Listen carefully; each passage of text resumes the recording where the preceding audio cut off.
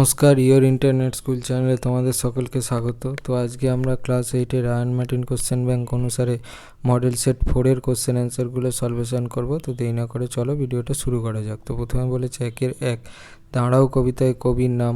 Option ক Sunil Gangopadhyay, option খ শক্তি Chattopadhyay, option গ বুদ্ধদেব বসু। সঠিকটা হচ্ছে অপশান খ শক্তি চট্টোপাধ্যায়। তারপর 1-2 চণ্ডীমণ্ডপে রমেশ জমিদারি হিসাবপত্র দেখছিল। অপশান ক গোবিন্দ সরকারের, অপশান খ গৌরাঙ্গ সরকারের, অপশান গ গোপাল সরকারের কাছে। সঠিকটা হচ্ছে অপশান গ গোপাল সরকারের কাছে। তারপর 1-3 এই রূপে। অপশান ক আনন্দে, অপশান খ নির্ভয়, অপশান গ নিরাপদে বৃক্ষ শিশুটি ঘুমাইয়া রহিল। সঠিকটা হচ্ছে অপশান গ নিরাপদে বৃক্ষ শিশুটি ঘুমাইয়া রহিল। তারপর 1-4 অপশান ক উত্তরপাড়া, অপশান খ মধ্যপাড়া, অপশান গ পশ্চিমপাড়া থেকে ছেনুমাসিরা এসেছেন। সঠিক অপশানটা হচ্ছে অপশান ক উত্তরপাড়া থেকে ছেনুমাসিরা এসেছেন। তারপর 1-5 আমাদের পাঠ্য জীবনানন্দ দাশের কবিতাটির নাম।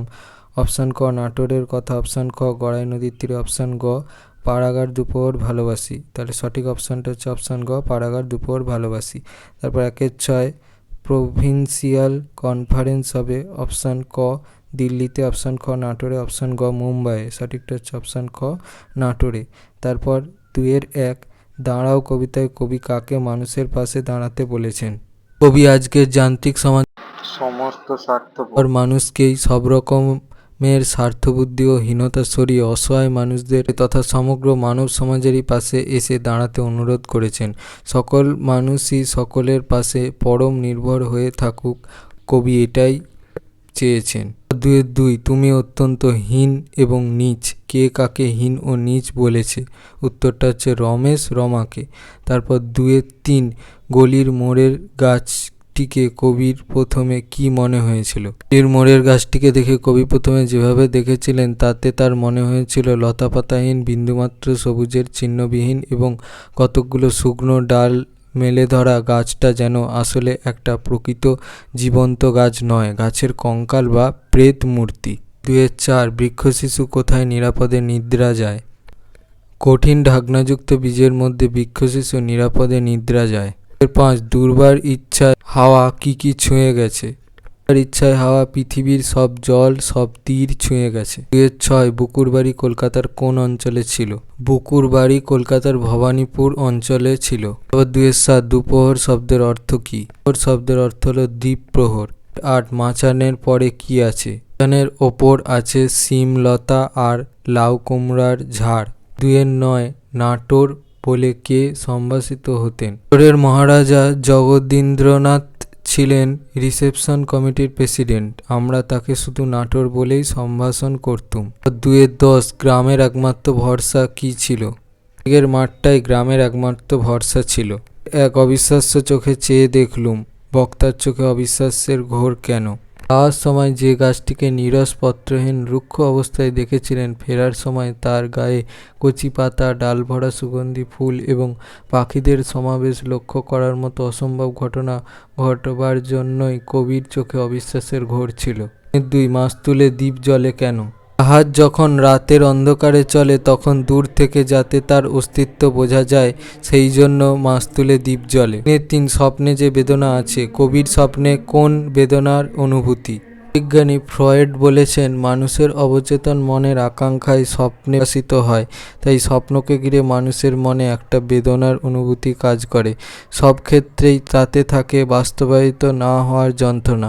আলোচ্য কবিতায় কবির শৈশব অতিবাহিত হয়েছে গ্রাম বাংলায়। কবির মনে শৈশবের দিনগুলির ছবি অমলিন। কবি গ্রাম বাংলার প্রকৃতির প্রতি নিবিড় টান অনুভব করেন। গ্রাম বাংলায় জলসিঁড়ি, নদী, শঙ্খচিল, হিজল, চালতার বুনোগন্ধ, ছোট ডিঙি সবই কবির জীবনে রোদের গন্ধ মাখা শুকনো হলুদ পাতার মতো সরে সরে যায়। তাই কবি তার স্বপ্নে স্মৃতি মেদুরতা বেদনাকে অনুভব করেছেন। কবি সেই কারণে উল্লেখ করেছেন স্বপ্নে যে বেদনা আছে। 3-4 গড়াই নদীর তীরে কবিতায় কাদের কিভাবে বেড়াতে আসার কথা বলা হয়েছে? মাঝে মাঝে সেথা ইঁদো ডোবা হতে ছোট ছোট ছানা লয়ে ডাহুক মেয়েরা বেড়াইতে আসে গানে গানে কথা কয়ে, আর সাঁঝ সকালে রঙিন মেঘেরা এখানে বেড়াতে আসে, কিছুক্ষণ যেন থামিয়া রয়েছে এ বাড়িরে ভালোবেসে। 1 ঘৃণায় লজ্জায় ক্রোধে ক্ষোভে রমেশের চোখ মুখ উত্তপ্ত হয়ে উঠল কেন? সহায় দুর্বল গ্রামবাসীরা তাদের ফসল রক্ষার জন্য যখন রমেশের দ্বারস্থ হয়, তখনই সে বেনির সাহায্যের জন্য ঘোষালের কাছে ছুটে যায়। জ্যেষ্ঠ বেনি চাষিদের প্রতি বিন্দুমাত্র সহানুভূতি প্রদর্শন করেনি। উপরন্তু এই অবস্থায় 300 টাকা মাছের ক্ষতি স্বীকার করে বাড়তে দিতে সে রাজি নয়, তাও সরাসরি জানিয়ে দেয়। নিরীহ গ্রামবাসীরা তার দৃষ্টিতে ছোট লোক ছাড়া আর কিছুই নয়। তারা কিভাবে ধার দেনা করে চালাবে তাতে সে বিন্দুমাত্র ভাবিত নয়। বেনির এইরূপ মানসিকতায় রমেশ ঘৃণায় লজ্জায় প্রস্থান করে। 4.2 গাছের জীবন মানুষের জীবনের ছায়া মাত্র। লেখকের একথা বলার কারণ কি? কথা গল্পে জগদীশচন্দ্র বসু বলেছেন যে তাকে ভালোবাসতে শিখে তিনি অনুভব করেছেন যে মানুষের মতোই গাছেরাও আহার করে, দিনে দিনে বাড়ে। মানুষের মতোই তাদেরও অভাব, তাদেরও দুঃখ কষ্ট আছে, জীবন ধারণের জন্য সদাব্যস্ততা আছে। কিছু মানুষ যেমন কষ্টে পড়লে চুরি ডাকাতি করে, কোনো কোনো গাছের মধ্যেও সেই প্রবৃত্তি দেখা যায়। মানুষের বিভিন্ন সদ্গুণ যেমন পারস্পরিক সাহায্য, বন্ধুত্ব, এমনকি মানুষের সর্বোচ্চ গুণ স্বার্থত্যাগও গাছের মধ্যে দেখা যায়। মানুষ মায়ের মতোই প্রয়োজনে সন্তানের জন্য জীবনত্যাগও গাছের মধ্যে দেখা যায়। এগুলি অনুভব করেই লেখক গাছের জীবন মানুষের ছায়ামাত্র মন্তব্যটির অবতারণা করেছেন। 3 ডাম্বলকে স্কুলে ভর্তি করা হয়নি কেন? বাবা ছিলেন অত্যন্ত কৃপণ প্রকৃতির মানুষ। ছেলের স্কুলের মাইনে দিয়ে টাকা খরচ করতে তিনি রাজি ছিলেন না, তাই ডাম্বলকে স্কুলে ভর্তি করা হয়নি। 4.4 নাটোর নেমন্তন্ন করলেন। নেমন্তন্নর তালিকায় থাকা নামগুলি উল্লেখ করো। নাটোর অর্থাৎ মহারাজ জগদীন্দ্রনাথ ঠাকুর পরিবারের সকল পুরুষ সদস্যকে নিমন্ত্রণ করলেন। এছাড়া আরও অনেক বিখ্যাত লোককে আমন্ত্রণ জানালেন। তবে লেখক এই মৃতদের তালিকায় যাদের নাম স্মরণ করতে পেরেছেন তারা হলেন রবীন্দ্রনাথ, দীপুদা, জানকীনাথ ঘোষাল, ডব্লিউ.সি. ব্যানার্জি, লালমোহন ঘোষ, লেখকের মেজ জ্যাঠামশাই সুরেন্দ্রনাথ বন্দ্যোপাধ্যায় ও অবনীন্দ্রনাথ নিজে। 1 প্রাণ আছে এখনো প্রাণ আছে কার লেখা কোন কবিতার পংক্তি? কুমার সেনগুপ্তের লেখা ছন্নছাড়া কবিতার পংক্তি।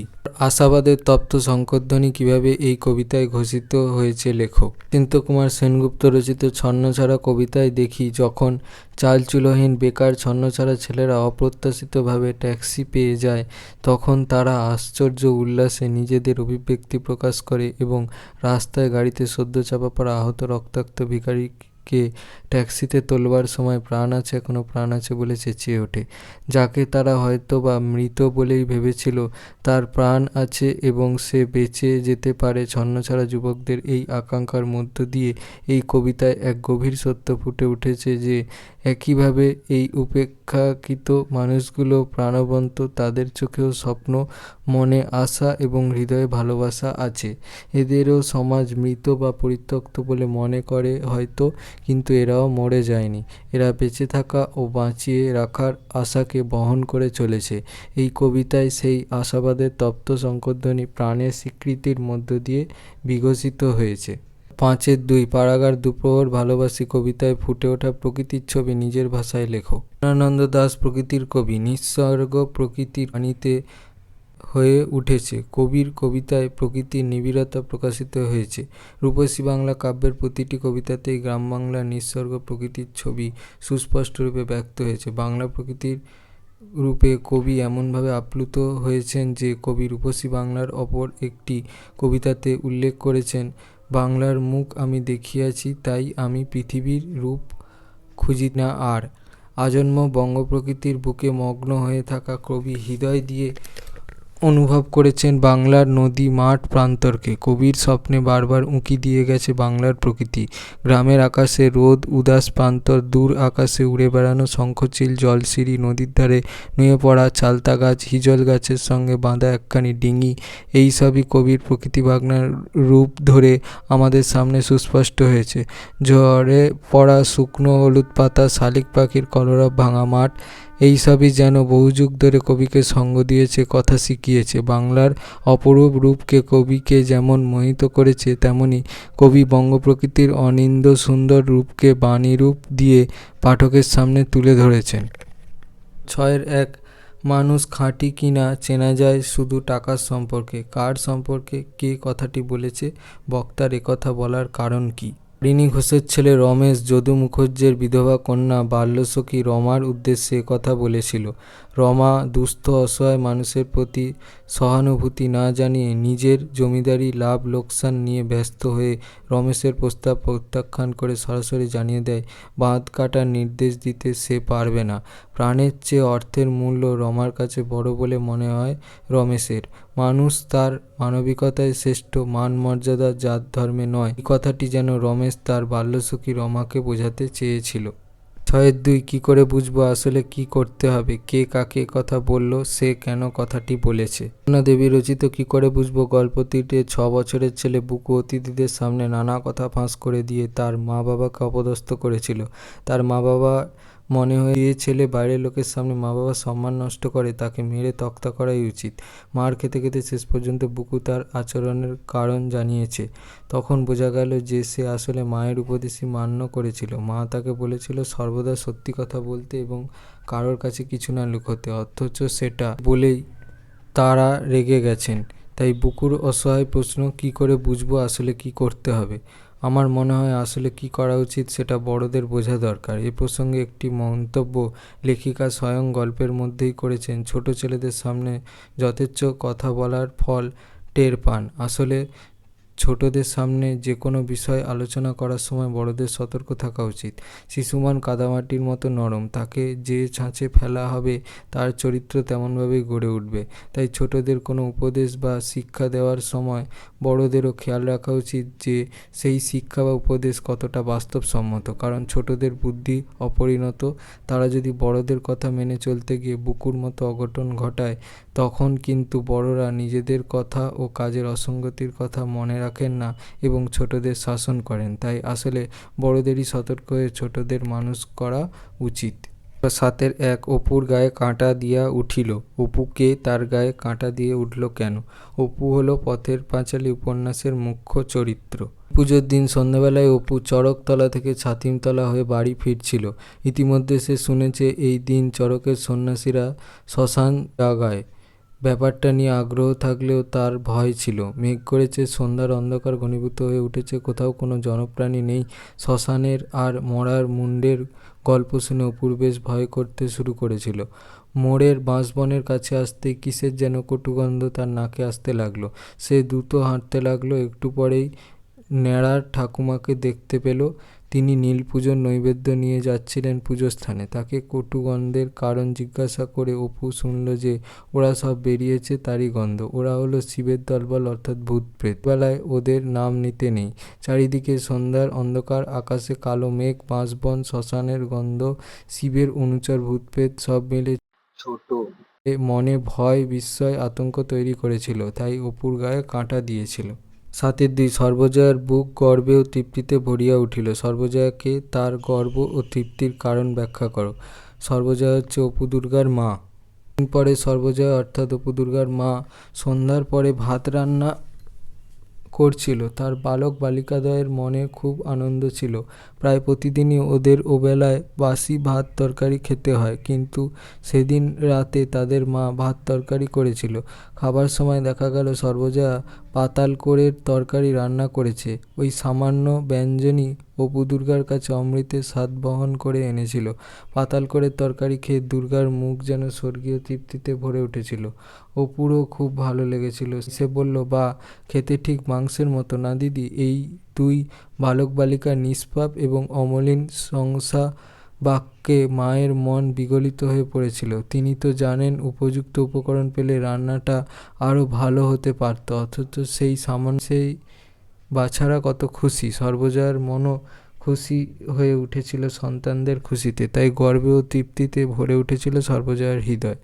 1 বাক্য কাকে বলে? গঠন অনুসারে বাক্য কত প্রকার ও কি কি? ততোধিক শব্দ সমষ্টি যখন বক্তার মনের ভাবকে সম্পূর্ণরূপে প্রকাশ করে তখন তাকে বাক্য বলে। গঠন অনুসারে বাক্য 3 প্রকার: সরল বাক্য, জটিল বাক্য, যৌগিক বাক্য। 8-1 অথবা তাহাদের বাড়িতে এরকম জিনিস নাই। গঠন অনুসারে এটি কোন প্রকার বাক্য? ওটা হচ্ছে সরল বাক্য। বাক্যটিকে অন্য দুই প্রকার বাক্যে রূপান্তরিত করো। বাক্যে রূপান্তরিত করলে হবে, যে জিনিসের কথা বলা হইয়াছে তাহাদের বাড়িতে সেই রকম জিনিসটি নাই। আর যৌগিক বাক্যে রূপান্তরণ করলে হবে, তাহারা দরিদ্র তাই তাহাদের বাড়িতে এরকম জিনিসটি নাই। 2 বলেছে, আচ্ছা বলো তো এই গাছ আর এই মরা ডালের কি প্রভেদ? বাক্যটির আচ্ছা এই মরা পদগুলির প্রকার লিখে তাদের নিজের গঠিত বাক্যে ব্যবহার করো। এর প্রকার হচ্ছে সম্বোধক সূচক অব্যয়। বাক্য, আচ্ছা তুমি কাল আমাদের সঙ্গে সিনেমা দেখতে যাবে? এই হচ্ছে পদের প্রকার হচ্ছে নির্দেশক সর্বনাম। বাক্য হচ্ছে এই বইটা আমার খুব প্রিয়। তা হচ্ছে গুণবাচক বিশেষণ। বাক্য হচ্ছে রাস্তার পাশে একটা মরা মানুষ দেখলাম। তিনি বলেছে, মাথা শব্দটিকে ভিন্ন অর্থে প্রয়োগ করে 3টি বাক্য রচনা করো। মাথা শব্দের প্রথম অর্থ হচ্ছে সবার মাঝখানে ছেলের ঔদ্ধত্য আচরণ প্রত্যক্ষ করে তার লজ্জায় মাথা কাটা। এখানে মাথা হচ্ছে অপমানিত হওয়া হিসেবে ব্যবহার করা হয়েছে। গেল, দিদিমা ছোট নাতিকে অতিরিক্ত আস্কারা দিয়ে তার মাথাটি খেয়েছেন। এখানে মাথা স্বভাব নষ্ট করা অর্থে ব্যবহার করা হয়েছে।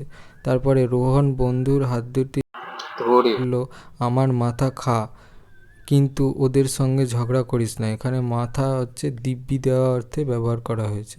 9 বলেছে, তোমাদের এলাকার জলাভূমি সংরক্ষণের ব্যাপারে উপযুক্ত কর্তৃপক্ষের দৃষ্টি আকর্ষণের জন্য বহুল প্রচারিত কোনো সংবাদপত্রের সম্পাদকের কাছে চিঠি লেখো। জলাভূমিতে সংরক্ষণে পদক্ষেপ গ্রহণ। সম্পাদক সমীপেশু দৈনিক সুপ্রভাত 45 তপসিয়া রোড, কলকাতা 700046। তারিখ, যেদিন চিঠিটা লিখবে সেদিনের তারিখ। সবিনয় নিবেদন, বীরভূমের দক্ষিণপাড়া সংলগ্ন পোদ্দার বাগান অঞ্চলে বিস্তীর্ণ জলাভূমি রয়েছে। সম্প্রতি ওই জলাভূমির পশ্চিমাংশে জনৈক অসাধু প্রমোটার কৃষ্ণ টাওয়ার নামে একটি বহুতল আবাসন বানানোর কাজে ওই জলাভূমি বুঝিয়ে নির্মাণ কার্য চালাচ্ছেন। আপনার বহুল প্রচারিত সংবাদপত্রের এই ভয়ঙ্কর ঘটনাটি আমি সংশ্লিষ্ট পৌরসভার নজরে আনতে চাইছি। গোপনে এই ধরনের সবুজ ধ্বংসের প্রক্রিয়া সমস্ত অঞ্চলে বাস্তুতন্ত্রকে বিপন্ন করবে, কাজী দেশের আইন বিরুদ্ধ। যত দ্রুত এই ঘটনার বিরুদ্ধে পদক্ষেপ গ্রহণ করা যায় ততই মঙ্গল। অবিলম্বে জলাভূমি বুঝিয়ে নির্মাণ কার্য স্থগিত করা হোক এবং দোষী প্রমোটারকে গ্রেপ্তার করা হোক। আশা করি ঘটনাটি গুরুত্ব বিবেচনা করে আপনি আমার পত্রটি প্রকাশ করে বাধিত করবেন। ঠিকানা, নিজের ঠিকানা দেবে আর নমস্কারান্তে নিজের নাম। এই ভিডিওটা ভালো লেগে থাকে তাহলে ভিডিওটাকে অবশ্যই লাইক করে দিও এবং আমাদের চ্যানেলটাকে অবশ্যই সাবস্ক্রাইব করে দিও। এই ধরনের ভিডিওর নোটিফিকেশান চট জলদি পেতে হলে আমাদের চ্যানেলটাকে সাবস্ক্রাইব করার পাশাপাশি পাশে থাকা বেল আইকনে গিয়ে অবশ্যই ক্লিক করে দিও, যাতে করে ভিডিও আপলোড হওয়ার সাথে সাথেই তোমরা তার নোটিফিকেশান পেয়ে যাও। আর দেখবে ভিডিওর ডিসক্রিপশানে আমাদের টেলিগ্রাম এবং হোয়াটসঅ্যাপ গ্রুপের লিঙ্ক দেওয়া আছে, সেখানে তোমরা চট জলদি জয়েন হয়ে যাও। এই সমস্ত কোশ্চেন অ্যান্সার সলভেশনের পিডিএফ এবং বিভিন্ন সাজেশানের ফ্রি পিডিএফগুলো কালেকশান করার জন্য। তো আজকের মতো ভিডিওটা এই পর্যন্তই। দেখা হচ্ছে পরবর্তী ভিডিওতে।